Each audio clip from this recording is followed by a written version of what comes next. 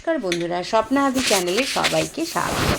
আজকে আমি তোমাদের সামনে নিয়ে এসেছি নিরামিষ দিনে রান্নার একটা রেসিপি। নিরামিষ দিনে কি রান্না করবে, এটা তো সবারই মনে একটা সমস্যা থাকে, তাই না? তো এখন তো এঁচোড় খুব পাওয়া যাচ্ছে, তা আজকে আমি তৈরি করলাম এঁচোড় দিয়ে আলু দিয়ে একটা নিরামিষ তরকারি, এঁচোড় আলুর দম। আজকে আমি বানিয়েছি এঁচোড় আলু নিরামিষ তরকারি, যেটা শুধু খেতেই নয়, শরীরের জন্য ভীষণ উপকারী। আমি কিভাবে রান্নাটা করি চলো দেখতে থাকো, তাহলে রান্নার মধ্যে অনেক কিছু ট্রিক্স জানতে পারবে।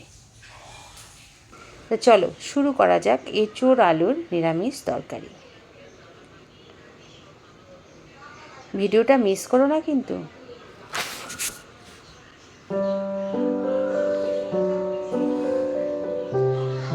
তো দেখো, প্রথমে আমি এঁচোড়টাকে প্রেশারে সিটি দিয়ে নিয়েছিলাম, ওই সেই গ্যাসের সমস্যা, তার জন্য আমাকে প্রেশারেই বসাতে হলো। একটা সিটি মানে জাস্ট দম নিয়েছে, খুলে দিয়েছিলাম।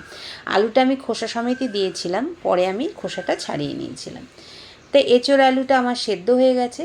তো চলো এঁচোড় আলুর খোসাটা ছাড়াতে ছাড়াতে তোমাদের সাথে একটু গল্প করে নিই। এঁচোড়ের কিন্তু অনেক উপকারিতা আছে জানো, এটাকে অনেকে গাছপাঠাও বলে। নিরামিষ এঁচোড়ও যেমন ভালো লাগে, পেঁয়াজ রসুন দিয়ে এঁচোড়ের দমও ভালো লাগে, আবার চিংড়ি মাছ দিয়ে এঁচোড়ের তো তুলনাই হয় না।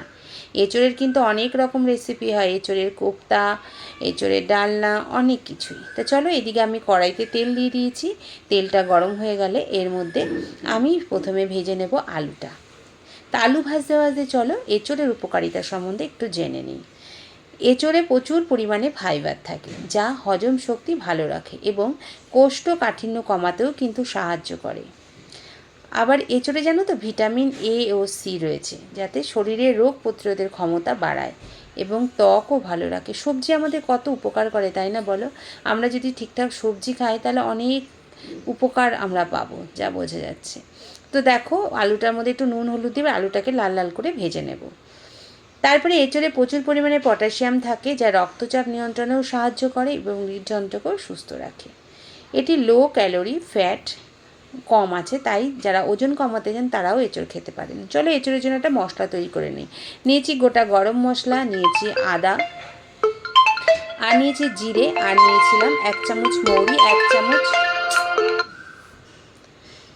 চামচ মৌরি, 1 চামচ জিরে। এবার এই মশলাটাকে আমি বেটে নেব। তারপরে এঁচোড়ে কিছু অ্যান্টিঅক্সিডেন্ট থাকে, যা শরীরকে নানা রোগ প্রতিরোধের ক্ষমতা রোগ প্রতিরোধ থেকেও রক্ষা করে।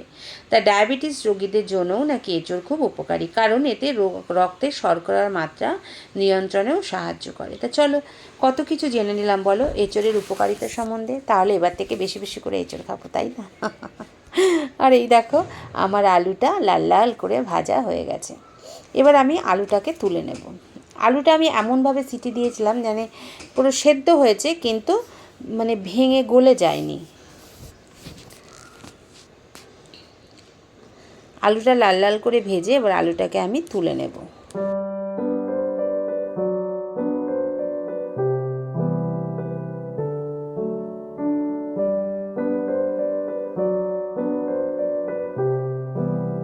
আলুটা আমার ভাজা হয়ে গেছে, বা তুলে নেব। এঁচোড়টা কিন্তু আমি ভাজবো না, কেন বলো তো?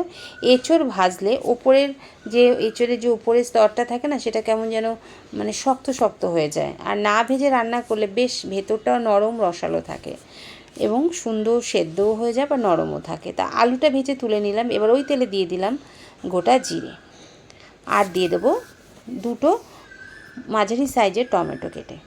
টমেটোটা দিয়েছি, টমেটোটাকে ম্যাশ করতে হবে, তার জন্য দিয়ে দেবো 1 ফোঁটা লবণ। দিয়ে এবার টমেটোটাকে নাড়াচাড়া করে কিছুক্ষণের জন্য ঢেকে রাখবো। ঢেকে রাখলেও ভালো, নাহলে নাড়াচাড়া করলেও ভালো, কারণ এতে লবণটা দিয়েছি না, এতে টমেটো থেকে জলটা বেরিয়ে যাবে এবং টমেটোটা খুব তাড়াতাড়ি সেদ্ধও হয়ে যাবে। টমেটোটা নাড়াচাড়া করে এর মধ্যে দিয়ে দিলাম ওই যে মশলাটা তৈরি করে রেখেছিলাম, জিরে, মৌরি, আদা, আর হচ্ছে গোটা গরম মশলা। ওই মশলাটা আমি এর মধ্যে ঢেলে দিলাম, দিয়ে এটাকে নাড়াচাড়া করব। আমি কিন্তু কোনো রান্নাতেই লঙ্কার গুঁড়োটা ব্যবহার করি না, খুব কম। আমি কিন্তু টমেটোর রঙেই রঙটা করি, আর কাঁচা লঙ্কারই আমার বাড়ির সমস্ত রান্না হয় কাঁচা লঙ্কায়। আমি ঘরে যেভাবে রান্না করি সেইভাবেই তোমাদের মধ্যে শেয়ার করি। আমি মানে বেশি মশলা দিয়ে রান্না একদমই করি না, খুব অল্প মশলায় খাওয়াটাই আমি পছন্দ করি, কারণ বেশি তেল মশলা খাওয়া তো স্বাস্থ্যের পক্ষে ভালো না, সেটা আমরা সবাই জানি। তো দেখো, এবার এর মধ্যে দিয়ে দিলাম একটু হলুদ, আর লবণটা তো আমি আগেই দিয়েছিলাম, লাগলে পরে দেব। দিয়ে দিলাম ধনে গুঁড়ো। এইবার মশলাটাকে একটু কষিয়ে নেব। আর দিলাম পরিমাণ মতো একটু মানে পরিমাণ মতো বলা ভুল, সামান্য চিনি। আর ঝালটা তোমরা যে যেমন খাবে সেইভাবেই ঝালটা দেবে। তারপরে একটু জল দিয়ে এবার মশলাটাকে কষিয়ে নেব। জলটা কেন দিলাম বলো তো, যেহেতু আমি শুকনো গুঁড়ো মশলাটা দিলাম, ওটা পোড়া লেগে যাবে, তাই একটু জল দিয়ে এবার এটাকে কষিয়ে নেব। চলো, আমার মশলাটা কষানো প্রায় হয়ে গেছে। এবার এর মধ্যে দিয়ে দেবো আলুটা। একটু নাড়াচাড়া করে এঁচোড়টাও আমি দিয়ে দেব। এঁচোড়টা যখন আমি সেদ্ধ করেছিলাম তখন কিন্তু নুন হলুদ কিছুই দিয়েছিলাম না, জাস্ট শুধু এঁচোড় আলুটাকে একটা সিটিও পুরো দেইনি, দম এসেছে আমি বন্ধ করে দিয়েছিলাম। অনেকে ঘাটা ঘাটা এঁচোড় পছন্দ করো, কিন্তু আমার বাড়িতে একটু এঁচোড়টা মানে সেদ্ধ হবে কিন্তু বেশ শক্ত শক্ত থাকবে, এটাই পছন্দ করে, তাই জন্যই আমি পুরো সিটিটা দেইনি। এবার ভালো করে আলু আর এঁচোড়ের সঙ্গে মশলাটা মিশিয়ে নেব, মানে ভালো করে কষিয়ে নেব যতক্ষণ না এই এঁচোড়ের তরকারি থেকে তেল বের হয়। দেখো আমার মশলাটা কষানো হয়ে গেছে, তেল একটু একটু বার হচ্ছে, মানে তেল ছেড়ে দিচ্ছে। এবার আরেকটু কিছুক্ষণ নাড়াচাড়া করে এটার মধ্যে আমি এবার জল দিয়ে দেবো।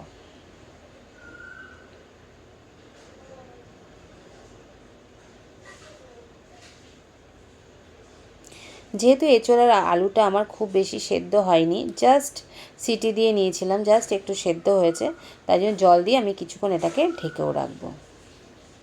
এঁচোড় আলুর এই নিরামিষ রেসিপিটা নিরামিষ দিনে খেয়ে দেখো, সত্যি বলছি ভীষণ ভালো লাগবে, ভীষণ। এবার আমি দিয়ে দেব জল। আমি একটু উষ্ণ উষ্ণ গরম জলই দিয়েছিলাম।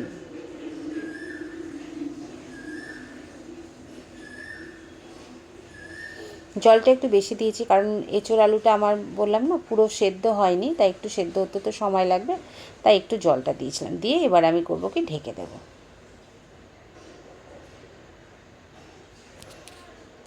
চলো এঁচোড় আলুটা সেদ্ধ হয়ে যাক, তারপরে তোমাদের সামনে আসছি।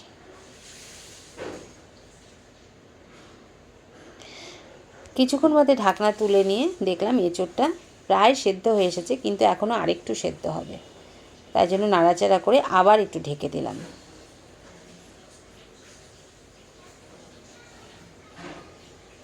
দেখলাম আরেকটু এঁচোড় সেদ্ধ বাকি ছিল, তার জন্য আরেকটু নাড়াচাড়া করলাম, করে আরেক কিছুক্ষণ ফোটার জন্য সময় দিলাম। মোটামুটি আমার হয়ে গেছে এঁচোড় আলু সেদ্ধটা। আর আমি এরকমই ঝোল ঝোল রাখবো, কারণ আলুতে ঝোলটা টেনে নেয়, পরে না একদম শুকনো শুকনো হয়ে যায়। তবে এখানে একটু বেশি ঝোল লাগছে বলে আমি এর মধ্যে এটাকে একটুখানি মানে গা মাখো মাখো আবার শুকনোও না, এমনভাবেই করব। তার জন্য এর মধ্যে একটা জিনিস দিতে হবে। চলো দেখতে থাকো, দেখলেই বুঝতে পারবে কি দিচ্ছি। এর মধ্যে দিয়েছিলাম আমি একটু ময়দা গুলিয়ে নিয়েছিলাম, তাই 2 চামচ ময়দা দিয়েছিলাম। তার কী হবে, তরকারি গ্রেভিটা বেশ সুন্দর গাঢ় গাঢ় হয়ে যাবে। আমার এঁচোড় আলুর তরকারি বা দম যাই বলো রেডি। এবারে এর মধ্যে দিতে হবে একটু ঘি,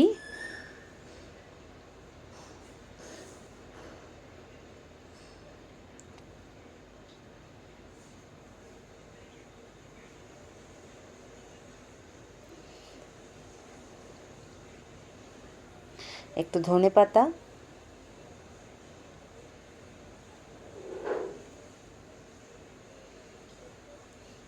দিয়ে আমি এবার এটাকে গ্যাসটাকে বন্ধ করে দেবো। কারণ আমি যেহেতু বাটা মশলার মধ্যেই গোটা গরম মশলা বেটে দিয়েছিলাম, তাই এখানে গোটা গরম মশলা আমি দেইনি। দেখো আমার এঁচোড় আলুর রেসিপি রেডি। তোমরা এইভাবে বাড়িতে একবার বানিয়ে দেখো, খেয়ে কেমন লাগে আমাকে কমেন্ট করে জানিও। খুব সুন্দর খেতে হয়েছিল কিন্তু। নিরামিষ দিনে এঁচোড় আলুর এই তরকারিটা একদম জমে যাবে। গরম গরম ভাতে এঁচোড় আলুর নিরামিষ দম। আমার আজকের ভিডিওটা তোমাদের কেমন লাগলো কমেন্ট করে জানিও। ভালো লাগলে লাইক করো, শেয়ার করো, আর যারা নতুন তারা চ্যানেলটা সাবস্ক্রাইব করো।